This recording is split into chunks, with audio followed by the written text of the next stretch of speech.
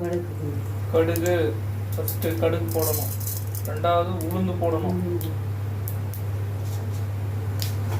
அப்படியே பொன்னிறம் உளுந்து போடணும், கடலைப்பருப்பு போடணும், நல்ல பொன்னிறம் வர மாதிரி நல்லா வறுத்து எடுக்கணும். நல்லா வறுத்த பிறகு வெங்காயத்தை போடணும். முதல்ல வெங்காயத்தை போடணும். வெங்காயத்தை போட்டு நல்லா வறுத்துட்டு நல்லா வதக்கணும். நல்லா பச்சை வாசனை போகிற மாதிரி நல்லா வதக்கணும். அப்புறம் இஞ்சி பூண்டு நசுக்கி அப்படியே உள்ளே போட்டுருங்க. நல்லா வதங்கி முடிச்ச பிறகு நல்லா பச்சை மிளகா போட்டு கருவேப்பிலை போட்டு நல்லா வதக்கணும். நல்லா வதங்கிட்டு பாருங்க, அது இந்த மாதிரி வரணும். கன்சிஸ்டன்சியில் வரணும். கன்சிஸ்டன்சியில் இந்த மாதிரி வந்த பிறகு இந்த மாதிரி கன்சிஸ்டன்சி வந்த பிறகு தக்காளியை போட்டுட்டு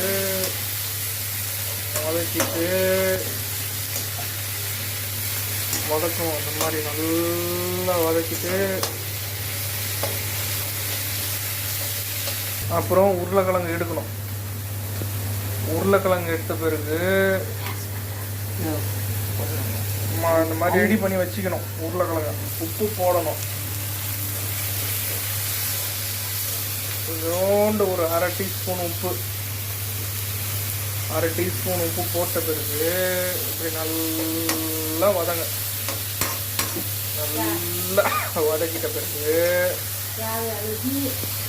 கொஞ்சோண்டு மஞ்சத்தூள், ஒரு சிட்டிக்க மஞ்சள், இந்த மாதிரி கன்சிஸ்டன்சிக்கு வரணும்.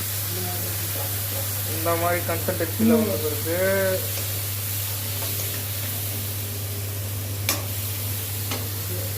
இந்த மாதிரி நல்லா மேஷ் பண்ணி வச்சுருப்பீங்க உருளைக்கிழங்க.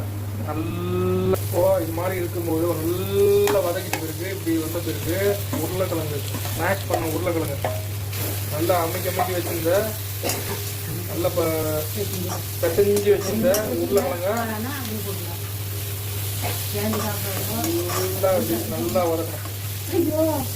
அப்புறம் நல்லா போட்டு வதக்கிட்ட பிறகு தண்ணியை நல்லா ஒரு கிளாஸ் தண்ணியை எடுத்து அப்படியே அப்புறம் பாருங்கள் தவால ரெடி ஆகிட்டு இப்படி இருக்குது. எவ்வளோ சூப்பராக இருக்குது பாருங்கள். இதுதான் பூரி கிழங்கு, மசாலா கிழங்கு. நல்ல டேஸ்டியான பூரி கிழங்கு, மசாலா பூரி கிழங்கு தயார்.